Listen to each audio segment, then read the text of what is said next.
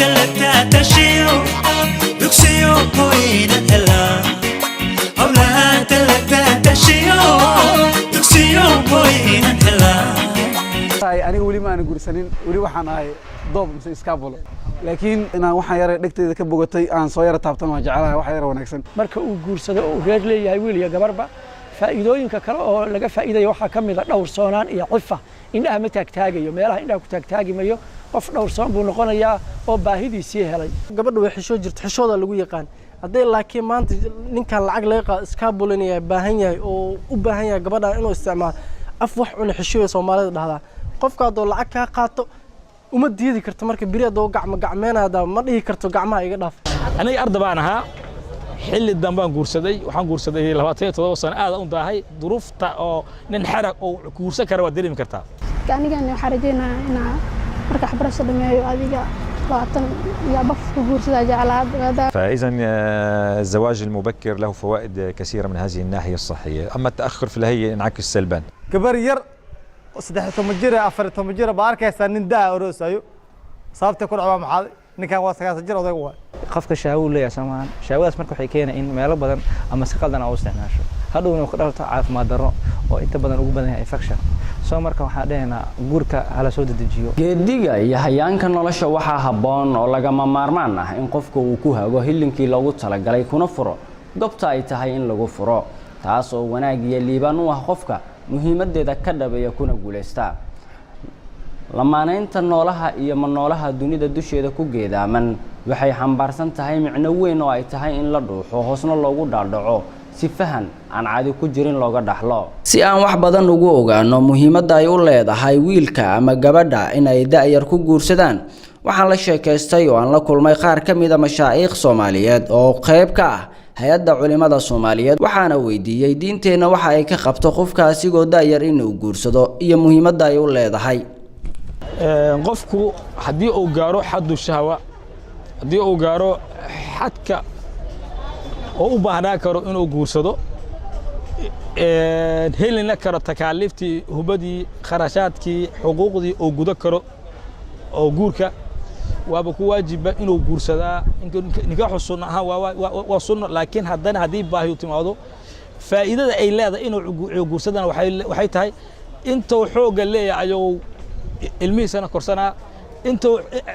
abin hadii ilaahay siiyay ilmihiisa ay waqti dheer ku nacfinaya muga faa'iido aan la soo goobi karin leedahay xagga diintana waxay faa'iido ka leedahay dhowris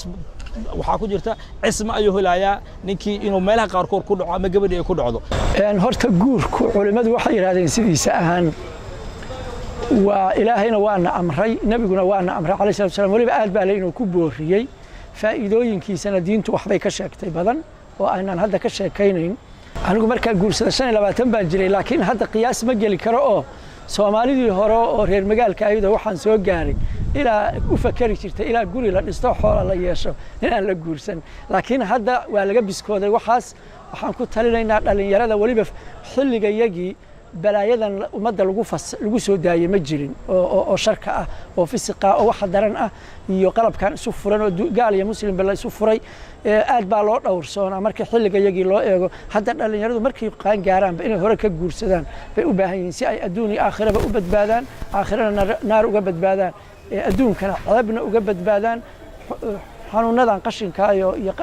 eediska baladan ay uga badbaadaan sidoo kale inta aan ku guda jiray diyaarinta warbixintan waxaan la kulmay qaar ka mid ah dhalinyaro arday ah oo da'yar oo ku nool magaalada caasimadda ee Muqdisho anigoona si hoose uga sheekaystay guurka ahmiyadda uu leeyahay qofka asigoo da'yar inuu guursado inkastoo ay ku kala aragti duwan yihiin dhammaan dhalinyaradii aan la kulmay malaha ugu fiican ee la sameeyo malaha waa janno dadka ka maqan marka guursada kadib nimanba waxa laga sheegay nin naag inta is guursadeen markii ay haweenka markay aqal galaan subaxii ay banaanka oo la fariisteen waxaa idinku dhacay oo ta xal arooska ahaydeen waxay dhaheen nimcadan hadii ogaanayeen mar horaaba sameyn lahaynba maxaan lagu sheegay nimcadan dhan inay ku jirto guurku waa janno dadka ka baqan indada marka laga hadlayo waxaa kamid ah dumarka lagu soo qaataa aayatu min aayati Ilaahi waa oo macnaha mucjiso waay in la guursado la degsado macnaha ayagana guursadaan oo la isku dhowrsanaado horta faa'iido badan ay u leedahay ummadda Soomaaliyeed iyo muslimiinta ayaan gobolkan waqooyi oo kale maraan tagay run ahaantii aad baa looga cabanayaa waayo guurkii farqi aad u dheer oo gabdhihii waxa leeyahay ayaga u baahan aadana waalidiintii cadaadis ka saaran yahay oo hadaan intaas keenin nama oo taasho xaalada waari faade oo ina facod aadaan wala gabdhaha nooga leexdaan bal markaana caafimaad ahaan maxay muhiim ugu tahay noloshaada adigoo daayar inaad ku guursato qaar kamid ah dhaqaatiir Soomaali iyo Suuriyaan isugu jira oo ka howlgala mid kamid ah isbitaalada ku yaala magaalada caasimadda ee Muqdisho ayaan arrimahaasi ka wareystay. أصبح يعاني فيه جيل الشباب من ذكور أو إناث وهو فوائد الزواج المبكر وما هي مخاطر التأخر بالزواج صحيا على الجنسين. بالنسبة للذكور qofka shaawo leeyahay Soomaan shaawadaas marka waxay keenay in meelo badan ama si qaldan oo isticmaasho hadhow inuu ka dhalto caafimaad darro oo inta badan ugu badan yahay infection soo marka waxaan dhahaynaa guurka hala soo dedejiyo dhammaan dhalinyaro waxay noo ballanahay inaan soo afjarno hasaawaha sanadaha sii jiitamaya si aad u dhadhamisaan nolosha macaan ee lamaanaha ku duugan kadib guurka kudhayda oo dooba inta aan ku guda jiray diyaarinta warbixintan waxa ii soo baxday in aan sida ugu dhaqsiyaha badan ku guursado Cabdulqaadir Cumar Cabdulla Fiidka magaalada caasimadda ah ee Muqdisho Somali Cable TV